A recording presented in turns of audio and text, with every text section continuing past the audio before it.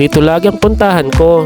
Hello mga kaganda, samahan nyo ako mga kaganda, may pupuntahan tayo. Kahit napakainit mga kaganda, laban lang. Alam nyo mga kaganda, kahit busy tayo sa trabaho, marami tayong ginagawa mga kaganda, huwag natin kakalimutang magsimba mga kaganda para lalo tayong pagpalain. As usual mga kaganda, nandito na ako mga kaganda sa metro station mga kaganda. Malapit na ako mga kaganda sa On Pasig mga kaganda. Papasok na ako ng metro mga kaganda at magtatap na ako ng Knoll card mga kaganda. At mag-elevator na lang ako mga kaganda para madali. At ayun mga kaganda, napakabilis lang naman ng elevator mga kaganda. Nandito na tayo mga kaganda. Ito na mga kaganda, nasa number 29 naman tayo mga kaganda. Pupunta tayo ng Green Line mga kaganda. Lumipat pala ako mga kaganda ng Green Line mga kaganda. Isang station lang to mga kaganda. Kahapon to mga kaganda, hindi ko na na-upload mga kaganda dahil sa sobrang sakit ng ulo ko, dahil sa sobrang init talaga mga kaganda. Ayun mga kaganda, malapit na tayo sa simbahan. Ang sarap talaga mga kaganda pagmasdan, pag maliwalis yung paligid mga kaganda at talagang green na green mga kaganda. Nakaka-refresh.